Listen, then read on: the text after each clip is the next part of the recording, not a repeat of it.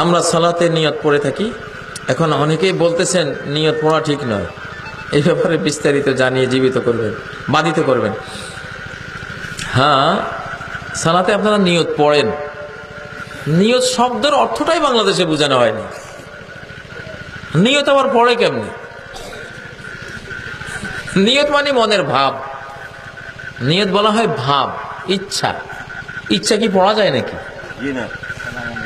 ইচ্ছা পড়বেন কেমন? ইচ্ছা তো পড়ার জিনিস না। নিয়ত মানে তার মনোভাব। মনোভাবটা কি? মনের মধ্যে একটা ভাব লুকিয়ে আছে, ওটা মনে থাকবে। এটা এক রব্বুল আলামিন ছাড়া আর কেউ বাইরে থেকে বুঝবে না।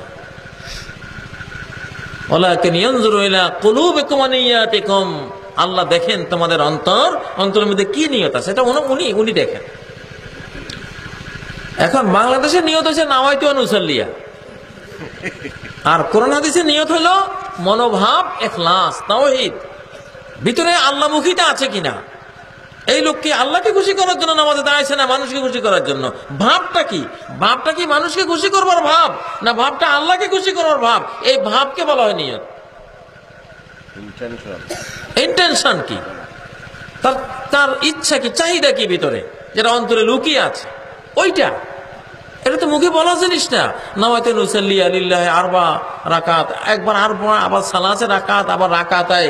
এই গোলমালে পড়ে কত লাখ কত কোটি মুসল্লি যে তাকবীর তাহরিমা হারায়, সূরা ফাতিহা সহ হারায়, এক রাকাত কাজা পর্যন্ত হয়ে যায়, তারপরও ওই নিয়তে ঠিক হয় না।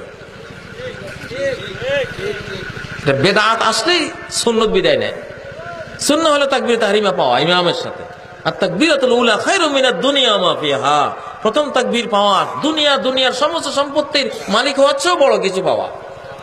সেই পাওয়া থেকে বঞ্চিত করতেছে এই ভুয়া একটা নিয়তের গদ, যেটা বেদাত, কুসংস্কার। এটাকে নিয়ত বলা হয় না। নিয়ত বলা হয় কাকে? এটা ফাইলুল কলব, অন্তরের কাজ, অন্তরের ভাব। আমি আল্লাহকে চাই না আমি দুনিয়াকে চাই, নাকি মানুষকে খুশি করতে চাই, ওই চাওয়াটা এটা ভিতরে থাকবে, ভিতরে লুকিয়ে থাকবে, এটা মুখে আসবে না কোনোদিন।